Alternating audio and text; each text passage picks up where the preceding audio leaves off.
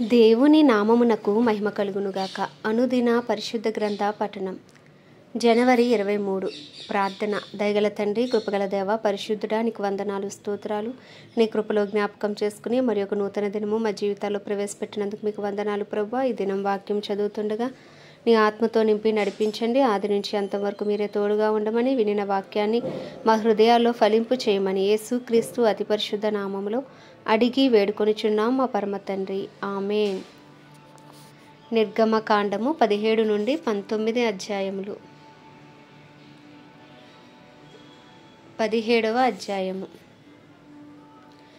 తరువాత ఇశ్రాయేలీల సర్వసమాజము యెహోవా మాట చొప్పున తమ ప్రయాణములలో సీను అరణ్యము నుండి ప్రయాణమైపోయి రెఫీదీములో దిగిరి. ప్రజలు తమకు త్రాగనీళ్లు లేనందున మోషేతో వాదించుచు, త్రాగుటకు మాకు నీళ్ళిమ్మని అడుగగా, మోషే, మీరు నాతో వాదింపనేలా, యెహోవాను శోధింపనేలా అని వారితో చెప్పెను.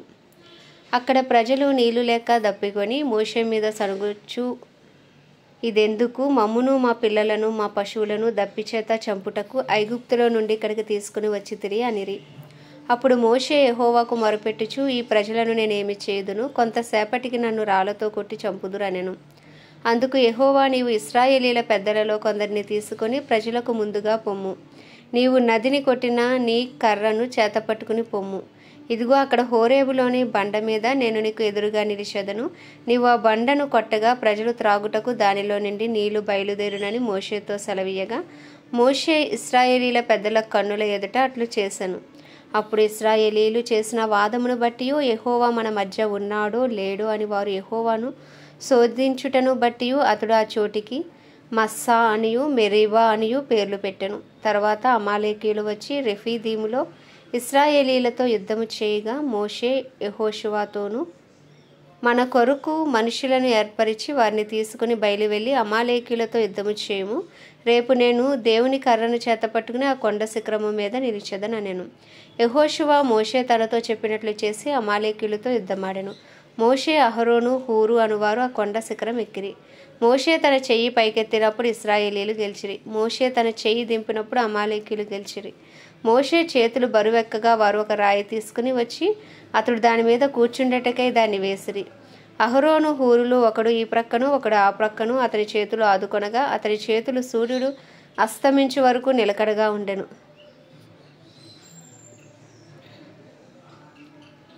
అట్లు యెహోషువ కత్తి వాడి చేత అమాలేకు రాజును అతని జనులను గెలిచెను. అప్పుడు యెహోవా మోషేతో ఇట్లనెను, నేను అమాలేకీయుల పేరు ఆకాశం క్రింద ఉండకుండా బొత్తిగా తుడిచివేయుదును గనుక జ్ఞాపకార్థముగా గ్రంథములో దీన్ని వ్రాసి యెహోషువకు వినిపించుము. తరువాత మోషే ఒక బలిపీఠమును కట్టి దానికి యెహోవా నిస్సి అని పేరు పెట్టి, అమాలేకీయులు తమ చేతిని యెహోవా సింహాసనమునకు విరోధముగా ఎత్తిరి గనుక యెహోవాకు అమాలేకీయులతో తరతరములకు యుద్ధమనెను.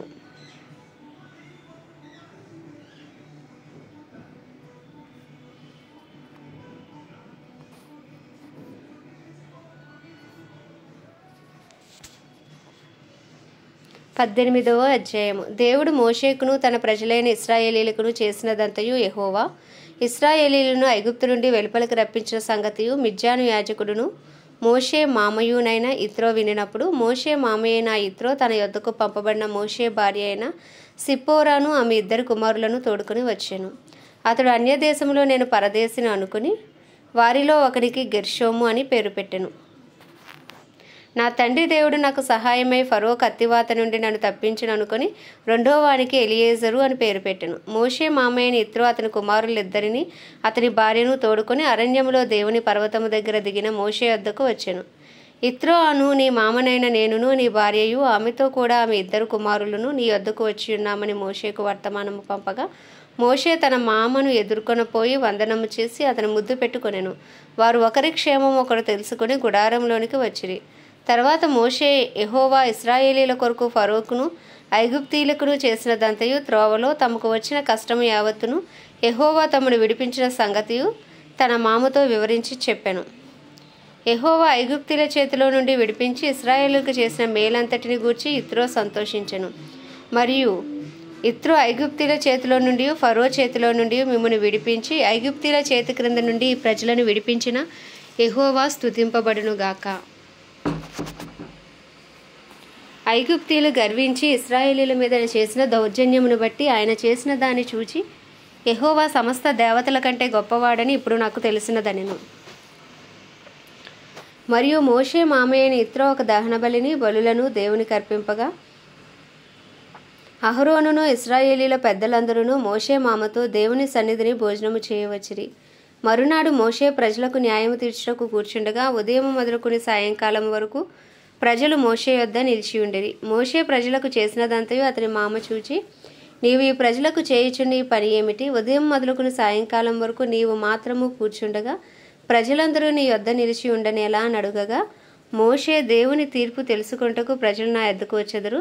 వారికి వ్యాజ్యం ఏదైనాను కలిగిన ఎడల నా యొద్దకు వచ్చెదరు.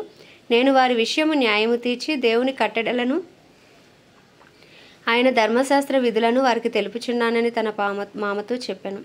అందుకు మోషే మామ అతనితో, నీవు చేయుచున్న పని మంచిది కాదు. నీవును నీతోనున్న ఈ ప్రజలను నిశ్చయంగా నలిగిపోవుదురు. ఈ పని నీకు మిక్కిలి భారము, అది నీవు ఒక్కడివే చేయచాలవు. కాబట్టి నా మాట వినుము. నేను నీకు ఒక ఆలోచన చెప్పెదను. దేవుడు నీకు తోడై ఉండును. ప్రజల పక్షమున నీవు దేవుని సముఖమందు ఉండి వారి వ్యాజ్యములను దేవుని వద్దకు తేవలను. నీవు వారికి ఆయన కట్టడలను ధర్మశాస్త్ర విధులను బోధించి వారు నడవవలసిన త్రోవను వారు చేయవలసిన కార్యములను వారికి తెలుపవలను. మరియు నీవు ప్రజలందరిలో సామర్థ్యము, దైవభక్తి, సత్యాసక్తి కలిగి లంచగొండులు కానీ మనుషులను ఏర్పరచుకొని 1000 మందికి ఒకనిగాను, 100 మందికి ఒకనిగాను, 50 మందికి ఒకనిగాను, 10 మందికి ఒకనిగాను వారి మీద న్యాయాధిపతులను నియమింపవలెను. వారి ఎల్లప్పుడూ ప్రజలకు న్యాయము తీర్చవలను. అయితే గొప్ప వ్యాజ్యములన్నిటినీ నీ యొద్దకు తేవలను. ప్రతి అల్ప విషయమును వారే తీర్చవచ్చును. అట్లు వారు నీతో కూడా ఈ భారమును మోసిన ఎడల నీకు సులువుగా ఉండును. దేవుడు ఇలాగు చేయుటకు నీకు సెలవిచ్చిన ఎడల నీవు ఈ పని చేయుచు దాని భారమును సహింపగలవు. మరియు ఈ ప్రజలందరూ తమ తమ చోట్లకు సమాధానముగా వెలుదురని చెప్పెను. మోషే తన మామ మాట విని అతడు చెప్పినదంతయు చేసెను. ఇశ్రాయేలీలందరిలో సామర్థ్యము గల మనుషులను ఏర్పరచుకొని 1000 మందికి ఒకనిగాను, 100 మందికి ఒకనిగాను, 50 మందికి ఒకనిగాను, 10 మందికి ఒకనిగాను న్యాయాధిపతులను ఏర్పాటు చేసి వారిని ప్రజల మీద ప్రధానులుగా నియమించెను. వారెల్లప్పుడూ ప్రజలకు న్యాయము తీర్చువారు. వారు కఠిన వ్యాజ్యములను మోషే యొద్దకు తెచ్చుచు స్వల్ప వ్యాజ్యములను తామే తీర్చుచూ వచ్చిరి. తరువాత మోషే తన మామను పంపివేయగా అతడు తన స్వదేశమునకు వెళ్ళెను.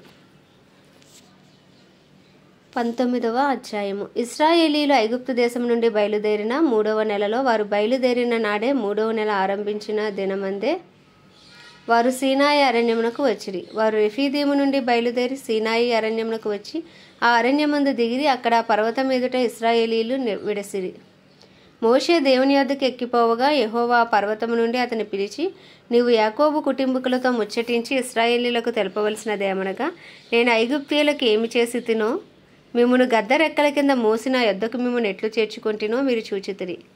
కాగా మీరు నా మాట శ్రద్ధగా విని నా నిబంధనను అనుసరించి నడిచిన ఎడల మీరు సమస్త దేశ జనులలో నాకు స్వకీయ సంపాద్యమగుదురు. సమస్త భూమియు నాదే గదా. మీరు నాకు యాజక రూపమైన రాజ్యముగాను పరిశుద్ధమైన జనముగాను ఉందురని చెప్పుము. నీవు ఇశ్రాయేలీలతో పలకవలసిన మాటలు ఇవే అని చెప్పగా, మోషే వచ్చి ప్రజల పెద్దలను పిలిపించి యెహోవా తనకు ఆజ్ఞాపించిన ఆ మాటలన్నీయు వారి ఎదుట తెలియపరచెను. అందుకు ప్రజలందరూ యెహోవా చెప్పినదంతయు చేసేదమని ఏకముగా ఉత్తరమిచ్చిరి. అప్పుడు మోషే తిరిగి వెళ్ళి ప్రజలు మాటలను యెహోవాకు తెలియజేశాను. యెహోవా మోషేతో, ఇదిగో నేను నీతో మాట్లాడినప్పుడు ప్రజలు విని నిరంతరము నీ యందు నమ్మకముంచినట్లు నేను కారు మబ్బులలో నీ యొద్దకు వచ్చేదనని చెప్పాను. మోషే ప్రజల మాటలను యెహోవాతో చెప్పగా యెహోవా మోషేతో, నీవు ప్రజల యొద్దకు వెళ్ళి నేడును రేపును వారిని పరిశుద్ధపరచుము. వారు తమ బట్టలు ఉదుకుకొని 3వ నాటికి సిద్ధముగా ఉండవలెను. 3వ నాడు యెహోవా ప్రజలందరి కనులేదుట సీనాయి పర్వతం మీదకి దిగివచ్చును. నీవు చుట్టూ ప్రజలకు మేరను ఏర్పరిచి, మీరు ఆ పర్వతం ఎక్కవద్దు, దాని అంచును ముట్టవద్దు. భద్రము సుమ్మి ఈ పర్వతము ముట్టు ప్రతివానికి మరణశిక్ష తప్పక విధింపబడవలెను.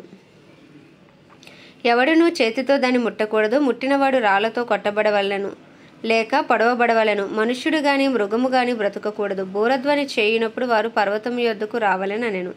అప్పుడు మోషే పర్వతం మీద నుండి ప్రజల యొద్దకు దిగివచ్చి ప్రజలను పరిశుద్ధపరచగా వారు తమ బట్టలను ఉదుకుకొనిరి. అప్పుడు అతడు 3వ నాటికి సిద్ధముగా ఉండుడి, ఏ పురుషుడును స్త్రీని చేరకూడదని చెప్పెను. మూడవ నాడు ఉదయమైనప్పుడు ఆ పర్వతం మీద ఉరుములు, మెరుపులు, సాంద్రమేఘము, బోర యొక్క మహాధ్వనియు కలుగగా పాలెములోని ప్రజలందరూ వణికిరి. దేవునిని ఎదుర్కొంటకు మోషే పాలెములో నుండి ప్రజలను అవతలకు రప్పింపగా వారు పర్వతము దిగువను నిలిచిరి. యెహోవా అగ్నితో సీనాయి పర్వతం మీదకు దిగివచ్చినందున అదంతయు ధూమమయమై ఉండెను. దాని ధూమము కొలిమి ధూమము వలె లేచెను. పర్వతమంతయు మిక్కిలి కంపించెను. ఆ బోరధ్వని అంతకంతకు బిగ్గరగా మ్రోగెను. మోషే మాట్లాడుచుండగా దేవుడి కంఠస్వరము చేత అతనికి ఉత్తరమిచ్చుచుండెను. యెహోవా సీనాయి పర్వతం మీదకి అనగా పర్వత శిఖరం మీదకి దిగివచ్చెను. యెహోవా పర్వత శిఖరం మీదకి రమ్మని మోషేను పిలువగా మోషే ఎక్కిపోయాను. అప్పుడు యెహోవా ప్రజలు చూచుటకు యెహోవా యొద్దకు హద్దు మీరి వచ్చి వారిలో అనేకులు నశింపకుండునట్లు నీవు దిగిపోయి వారికి ఖండితముగా ఆజ్ఞాపించుము. మరియు యెహోవా వారి మీద పడకుండునట్లు యెహోవా యొద్దకు చేరు యాజకులు తమ్ము తామే పరిశుద్ధపరచుకొనవలెనని మోషేతో చెప్పగా మోషే యెహోవాతో ప్రజలు సీనాయి పర్వతం ఎక్కలేరు. నీవు పర్వతమునకు మేరలను ఏర్పరిచి దాన్ని పరిశుద్ధపరచవలనని మాకు ఖండితముగా ఆజ్ఞాపించితివనెను.